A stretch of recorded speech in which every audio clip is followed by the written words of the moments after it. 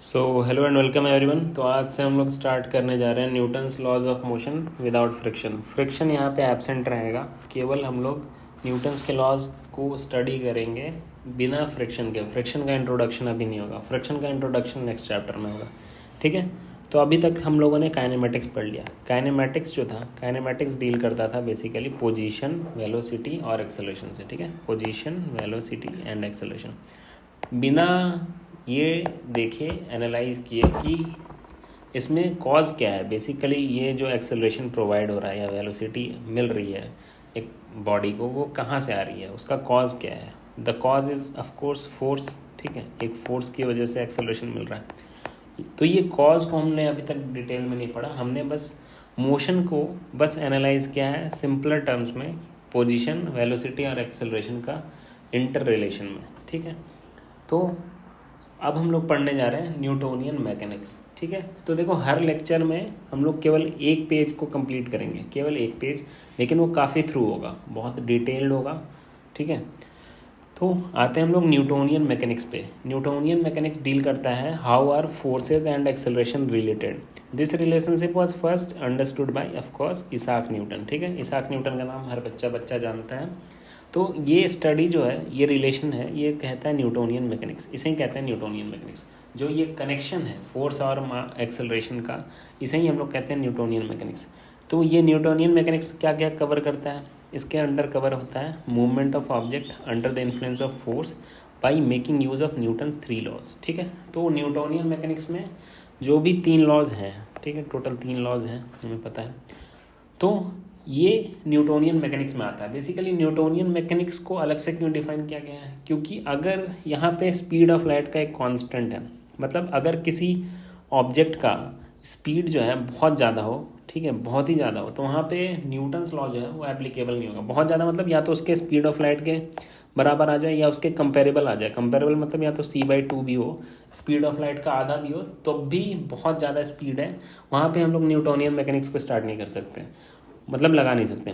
वहाँ पे हम लोग फिर थ्योरी ऑफ रिलेटिविटी के अकॉर्डिंग इसाक न्यूटन आइंस्टीन का जो इक्वेशन है वो उसे यूज़ करेंगे। ठीक है, तो उसके बाद आते हैं हम लोग कॉन्सेप्ट ऑफ फोर्स पे। तो फोर्स का कॉन्सेप्ट आने से पहले हमें ये सोचना होगा कि how does a body move, body move क्यों करती है। तो बेसिकली एक इंट्रैक्शन है बॉडी का इन्वायरमेंट के साथ। ठीक है, तो ये इसी इंट्रैक्शन को हम लोग कहते हैं फोर्स। ठीक है, कोई बॉडी जो है, हमने इनर्शिया पढ़ रखा है, ठीक है, इनर्शिया हमें पता है। तो inertia of rest, inertia of motion and inertia of direction, इसको पढ़ेंगे अभी डिटेल में। बेसिकली होता क्या है, जब हम लोग किसी बॉल को किक करते हैं, ठीक है, तो हम लोग क्या करते हैं, हम लोग एक फोर्स लगाते हैं। ठीक है, फोर्स एसोसिएटेड है यहाँ पे मस्कुलर एक्टिविटी से। ठीक है, हम लोगों ने जब किक किया तो हमारे मसल्स जो है उन्होंने इस बॉल पे फोर्स लगाया। ठीक है, तो इसके वजह से क्या हुआ, एक चेंज आया state of motion of an object में। ठीक है, however force does not cause an object to move.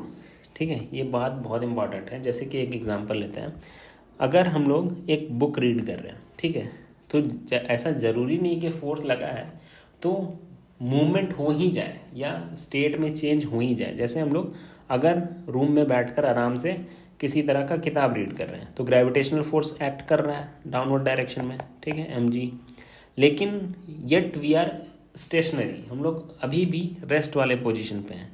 या फिर हम लोग किसी बहुत बड़े पत्थर को धक्का दे सकते हैं और वो पत्थर मूव ना करे। तो यहाँ पे भी जो फोर्स का कॉन्सेप्ट है ये बताया जा रहा है कि फोर्स लगने से ऐसा नहीं है कि मोशन हो ही जाएगा। ठीक है, ये डिपेंड करता है कि उसका इनर्शिया ऑफ रेस्ट कितना है। ठीक है, ये बाद में भी आएगा। ठीक है, inertia of rest is directly proportional to mass, मतलब जितना ज़्यादा मास होगा उतना ज़्यादा वो बॉडी रेस्ट पे रहेगा। ठीक है, तो फोर्स क्या है, फोर्स हमने बचपन में पढ़ रखा है जनरली, अब पुश और पुल, या तो खींचो या तो धक्का दो।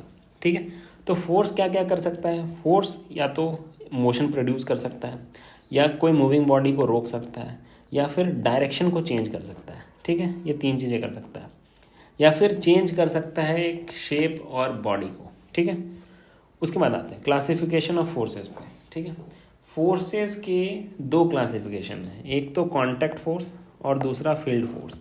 कांटेक्ट फोर्स में आता है टेंशन, नॉर्मल रिएक्शन, फ्रिक्शन, ये सब कांटेक्ट फोर्स है। नॉन कांटेक्ट फोर्स जैसे इलेक्ट्रोस्टैटिक, न्यूक्लियर फोर्स, ठीक है। वेट फोर्स, ये सब बिना किसी कांटेक्ट के लगने वाले फोर्सेस को नॉन कांटेक्ट फोर्स कहते हैं, ठीक है। अब आते हैं बहुत ही इंपॉर्टेंट पार्ट पे, जिसे कहते हैं न्यूटन्स लॉज ऑफ मोशन।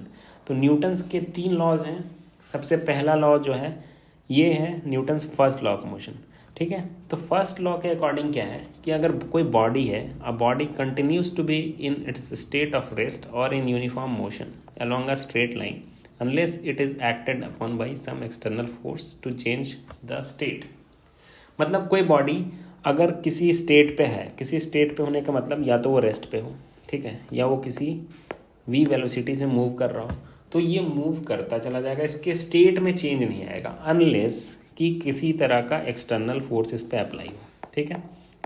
कोई रेस्ट पे है, उसे धक्का दे दिया हमने, उसका स्टेट चेंज हो गया, ठीक है। कोई बॉडी मूव कर रही थी किसी v वेलोसिटी से, उसका हमने डायरेक्शन चेंज कर दिया या समहाउ किसी तरह स्टेट चेंज कर दिया, ठीक है। तो ये स्टेट चेंज होता है, ये डिपेंड करता है कि एक्सटर्नल फोर्स लगा है नहीं।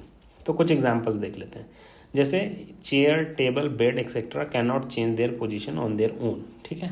ये जितनी भी चीज़ें हैं, टेबल, चेयर, जो हम लोग डेली लाइफ में यूज़ करते हैं, वो खुद ही अपनी पोजीशन को चेंज नहीं करते हैं, ठीक है। The reverse is also true. देखो, हालांकि एक बॉडी जो है वो खुद ही, कोई भी बॉडी जो है ना, हम लोग जो ह्यूमन बीइंग है, हम लोग खुद भी अपनी बॉडी का जो स्टेट है वो बिना फोर्स लगाए चेंज नहीं कर सकते, ठीक है। बेसिकली जो हम लोग ग्राउंड पे जब हम लोग चलते भी हैं तो हम लोग क्या करते हैं, फ्रिक्शनल फोर्स लगाते हैं बैकवर्ड डायरेक्शन में, और वो फ्रिक्शन फोर्स हमें आगे की तरफ एक्सेलरेशन प्रोवाइड करता है सो डैट कि हम लोग चल पाएँ या दौड़ पाएँ, ठीक है। तो यहाँ पे न्यूटन्स का जो फर्स्ट लॉ है वो सीधे सीधे इनर्शिया को डिफाइन करता है, और इसे हम लोग लॉ ऑफ इनर्शिया भी कहते हैं, ठीक है। तो inertia of body is basically measured by the mass of the body, ठीक है। जितना ज़्यादा मास होगा बॉडी का उतना ज़्यादा इनर्शिया ऑफ बॉडी कहलाएगा, ठीक है। The heavier the body the greater the force is required to change its state and hence the greater is its inertia. तो जितना ज़्यादा मास होगा उतना ज़्यादा उसका इनर्शिया होगा, ठीक है। और इसी का रिवर्स भी ट्रू है। तो नेक्स्ट लेक्चर में हम लोग स्टार्ट करेंगे inertia of rest, inertia of motion and inertia of direction, ठीक है। Thank you.